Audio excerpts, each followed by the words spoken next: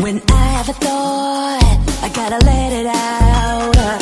It's a bright spot that I can't even doubt. My opinions, my point of view, even if things are a little chopped and screwed. So yeah, even if you disagree. So yeah, even if I'm not in your pedigree. So yeah, especially if you agree. So yeah, so yeah. Good morning, good afternoon, good evening, wherever and whenever you're listening to it. Welcome to the So Yeah podcast with your hostess with the mostest, Carolina and Diamonds. We're talking about the human condition today. Not fully, because I'm not fucking like Aristotle. I'm not going to make it so like philosophical and bullshit. But whenever I'm out in public or at a restaurant or dealing with people who are working their jobs, and they treat me terribly and rudely, when I'm a good customer service agent, okay? I am always being nice to the waiters and the waitresses because have you seen how people can be?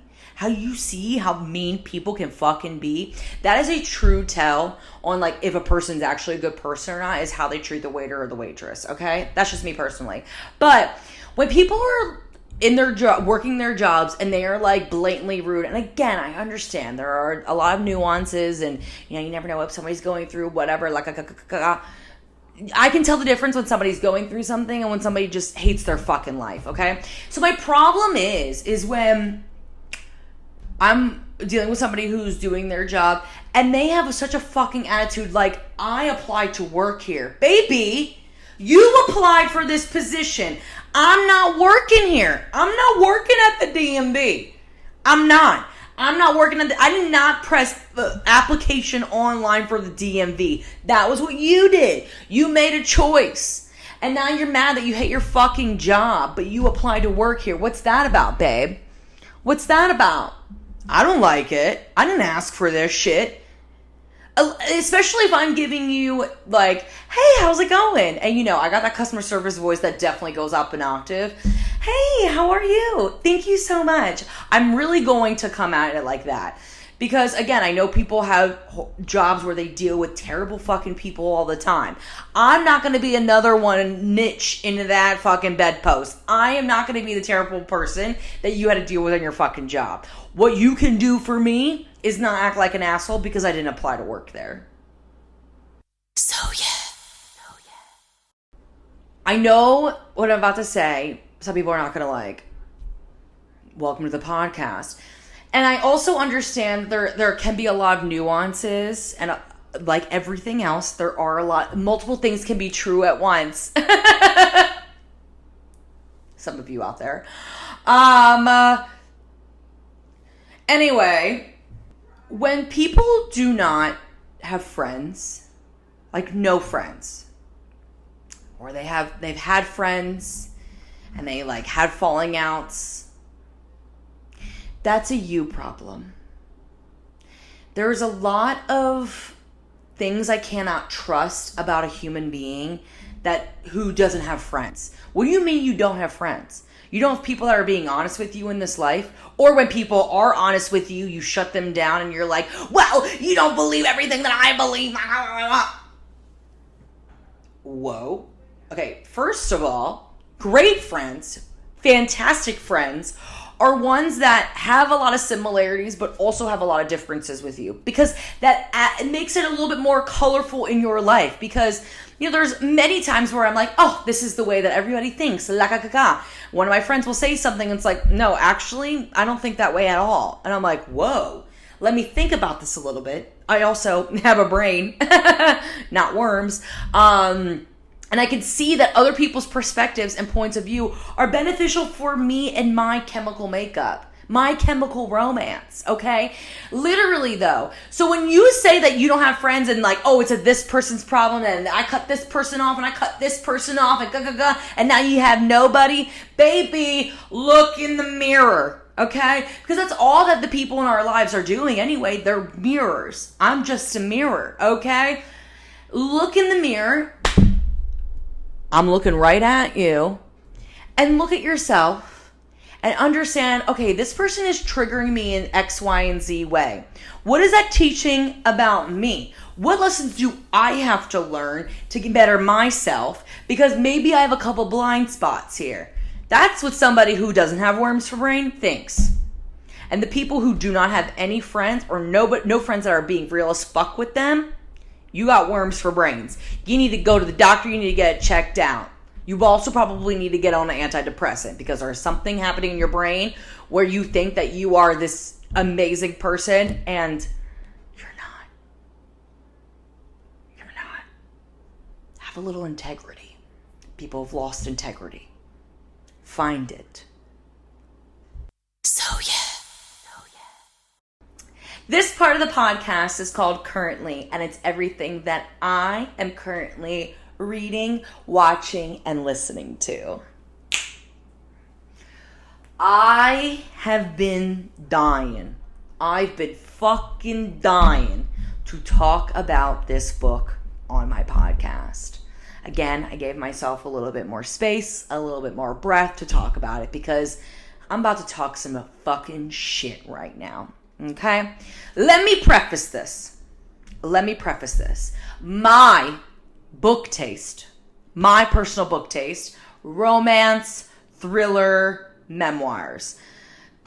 Sometimes I like some literature. Sometimes it makes my brain work too much. I'm not in school anymore. Do I really need all of this knowledge? I don't think so. Anyway, I don't like fantasy. I don't like sci-fi. Let me repeat that. I don't like fantasy and I don't like sci-fi. That being said, I am a victim of book talk. If you don't know what book talk is, you're not online. Congrats to you. Love that for you. Me personally, I'm on the internet. I like to know what the public's thinking. I like to know, again, my finger is what? Ba-boom, ba-boom, ba-boom. That's my heart. On the pulse, okay? And I actually read this book last year. Because of book talk. And that book is none other than A Court of Thorns and Roses.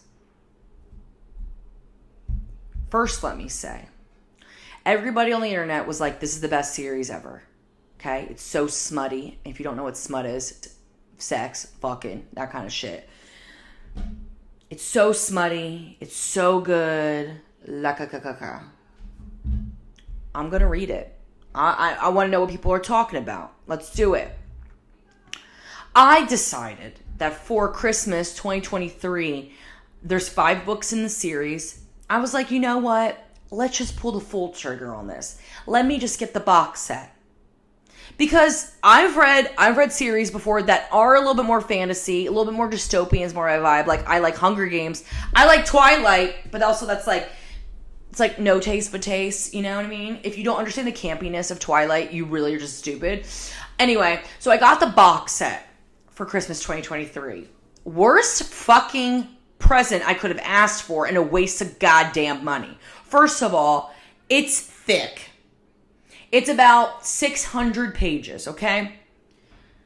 Now, again, I said before that I don't like fantasy books.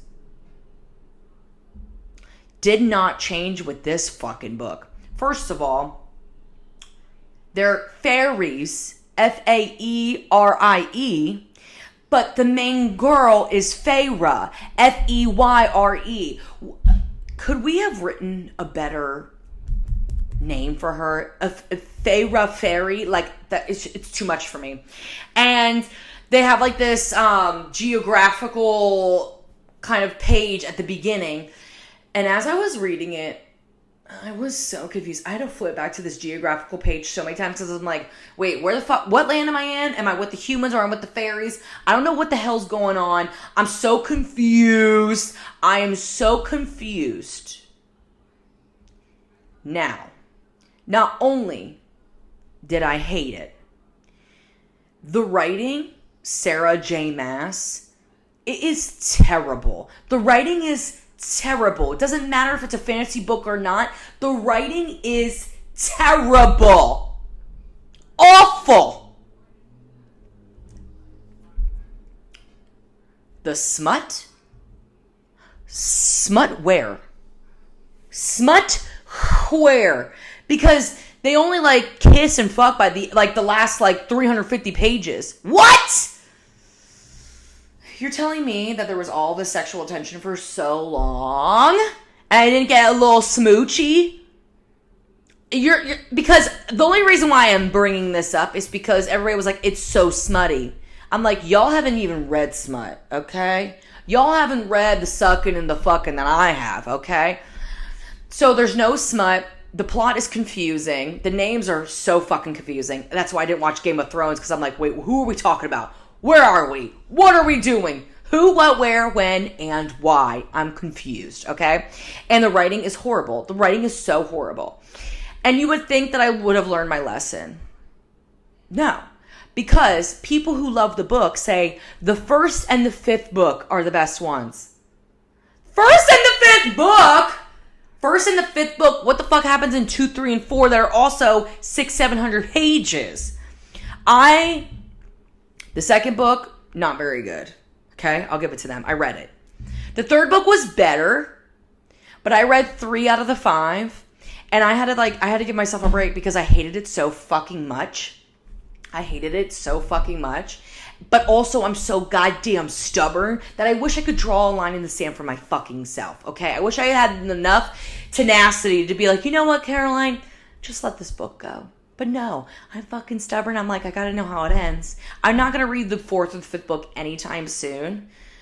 But I will eventually, and I will probably talk shit about them again. So, if you like A Court of Thorns and Roses, please do not ever, for the love of fucking God, ever recommend a book to me ever again. We do not have the same book taste. At all. You go into your castle in Fantasyville, do your thing over there with names I can't pronounce and I don't remember where we are, and I'll just deal with who killed this wife. Who killed this person? Who's smooching who? Actual smutty books. And you can keep your fantasy shit over there. Thank you. As for what I'm listening to, we know in the podcast that I am going through Madonna's discography and I'm listening to all of her albums starting at the beginning. And I'm just listening to the second album, and it's the Like a Virgin album. Came out in 1984. And this album was good. It was a year after her first album. And, you know, it has the hits. It has Material Girl starts off the album, which is a banger-ranga, and obviously, like the album title, Like a Virgin is on the album as well, which those are smash hits. Like, even for that being her second album and those 2 songs being on the album, hits. I would say the song that I really loved listening to that I discovered was Dress You Up. In general, this album is good, but it's not as good for me as her first album. So if we were doing a ranking, the first album would still be number 1, second album number 2. I'm going to continue, obviously, to listen to her stuff, and I can't wait to tell you all about it. As for what I'm watching, OMG. Mass and I linked up the other day. Hey. And this has been on our list for so long, and I didn't know that this movie existed anywhere, like on the internet, because I thought it was just like a pipe dream. It will never come to the surface again. That was kind of the vibe that I was getting. This movie is so good. And I had never seen it before. From Justin to Kelly. Oh my God. It's early 2000s gold. Gold. Oh my God. First of all, I don't know how I've never seen this movie. Second, the outfits. The songs. Where is the soundtrack to From Justin to Kelly? I need to download it. Those songs are hitting. Also, if we really want to get into it, the choreography, yo, they were hitting at that beach scene where they are fucking gigging on the beach. Oh my God. I need to learn that choreo because it is so fun. It is so good. They're doing whole counts, which you know mama loves a whole count. It is so fucking good. I'm obsessed now. The songs are so good. Kelly Clarkson, our American Idol baby. I salute. That is the last time that America has done something right for this country. We all agree that American Idol would never be what it was or is. I don't know if it's still on, but who the fuck watches it? Kelly Clarkson, that's the last time we were united as a country. Exactly. Thank you so much for listening, watching, wherever you're consuming this media. Thank you so much for being a part of it. Love the views, love the clicks, love the clacks. And I'll see you next week for next time. What? Next week's next time episode. So yeah.